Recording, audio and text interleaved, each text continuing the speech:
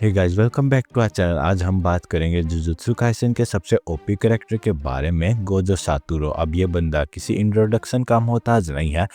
जो गोजो है वो डेफिनेशन है ओवर पावरफुल होने की। तो आज हम गोजो की पावर्स को एक्सप्लेन करेंगे कि ये कैसे दुनिया का सबसे पावरफुल जिजे के सोर्सर बन गया। तो चलो वीडियो को शुरू करते हैं। सबसे पहले और सबसे बड़े पावर जो कि गोजो के पास है वो है लिमिटलेस टेक्निक। समझ रहे हो ना? लिमिटलेस का मतलब होता है कि कोई भी बाउंड्रीज ना होना। लिमिटलेस टेक्निक बेसिकली एक स्पेस का मैनिपुलेशन है जिसमें वो टाइम और स्पेस को अपने हिसाब से कंट्रोल करता है। इसका सबसे फेमस एप्लीकेशन है इन्फिनिटी।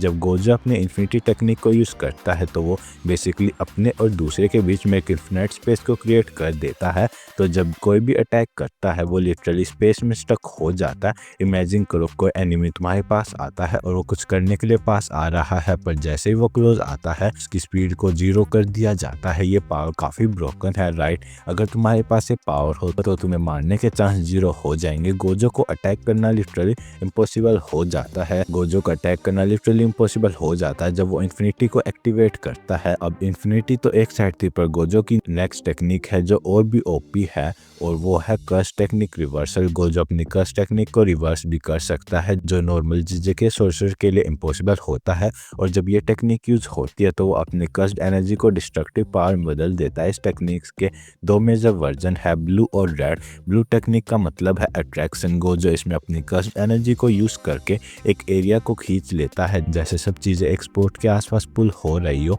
यह टेक्निक गोजो के एनिमीज को एक जगह ट्रैप करने के लिए परफेक्ट है। और जब वो रेड टेक्निक को यूज करता है तब वो अपनी कर्स्ड एनर्जी को रिपल्सन में कन्वर्ट कर लेता है, जिसमें कोई भी चीज बहुत फोर्सफुली पुश होती है। ये अटैक लिटरली किसी भी ऑब्जेक्ट को उड़ा देता है। और जब ये गोजो का पावर कॉम्बिनेशन होता है तो वो अपने अपोनेंट्स की बैंड बजा देता है। और जो रेड हो तो लिटरली ब्लैक होल की तरह होती है और वो सब कुछ उड़ा देती है। अब ये सारी टेक्निक्स तो अच्छी है, लेकिन गोजो के पास एक और हिडन वेपन है जो कि उसकी आंखों में छुपा है, वो है 6 आइज। गोजो के पास 2 नहीं बल्कि 6 आंखों की पावर है। ये 6 आइज टेक्निक उसको कर्स्ड एनर्जी को बहुत एफिशिएंटली कंट्रोल करने में मदद करती है। इसका मतलब ये है कि गोजो अपनी कर्स्ड एनर्जी को कम से कम यूज करके ज्यादा से ज्यादा पावर जनरेट कर सकता है। अगर बात करें कोई नॉर्मल जिजे के सोर्सर अपनी कर्स्ड एनर्जी को यूज करता है तो वो एनर्जी जल्दी खत्म हो जाती है, लेकिन गोजो की 6 आई टेक्निक्स की वजह से वो अपनी कर्स्ड एनर्जी को बिल्कुल एफिशिएंटली यूज करता है। इस टेक्निक से गोजो को ना सिर्फ मूव्स को बेटर प्लान करने का टाइम मिलता है, पर वो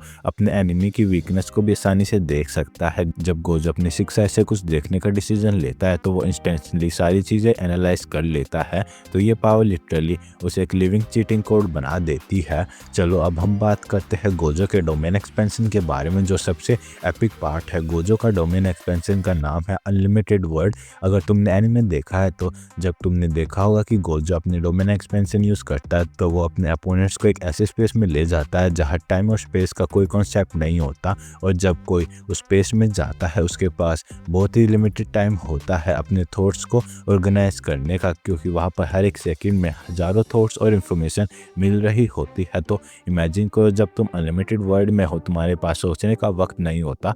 हर चीज़ एक ओवरलोड की तरह तुम्हारे दिमाग में आती है और ये लिटरली तुम्हें मेंटली ब्रेक कर देती है। तुम लिटरली कुछ समझ नहीं पाते। तुम्हारे ब्रेन की प्रोसेसिंग पावर इतनी ओवरलोड हो जाती है कि तुम फाइट भी नहीं कर पाते। जब गोजो अपने डोमेन एक्सपेंशन को यूज़ करता है तो उसका अपोनेंट कुछ भी नहीं कर पाता। और जब तुम्हारे पास ये पावर हो तो तुम अपोनेंट्स को 100% डिफीट कर सकते हो। और अगर लास्ट पावर की बात करें तो आती है गोजो की पर्पल, जो कि जब क्रिएट होती है जब वो अपनी रेड और ब्लू पावर को मिक्स कर देता है और इससे जो डिस्ट्रक्शन की एक नई पावर क्रिएट होती है, जिसकी मदद से उसने टोजी फोशिग्रो को भी वन शॉट कर दिया था। अब ये तो हो गई गोजो की पावर्स की, लेकिन गोजो की पर्सनैलिटी भी बहुत यूनिक है। वो एक पल तो बहुत सीरियस हो जाता है और दूसरे पल ही मस्ती करने लगता है। गोजो के अंदर जो कॉन्फिडेंस है वो उसकी पावर्स की वजह से ही है। अगर गोजो एक बार फाइट में उतरता है तो सबको पता होता है कि वो जीतने वाला है और इसलिए वो अपनी फाइट्स में हमेशा थोड़ा स्टाइल भी ऐड करता है, चाहे वो गोजो वर्सेस सुकुना हो या फिर और किसी अपोनेंट के साथ फाइट हो। गोजो के पास अपने मूव्स को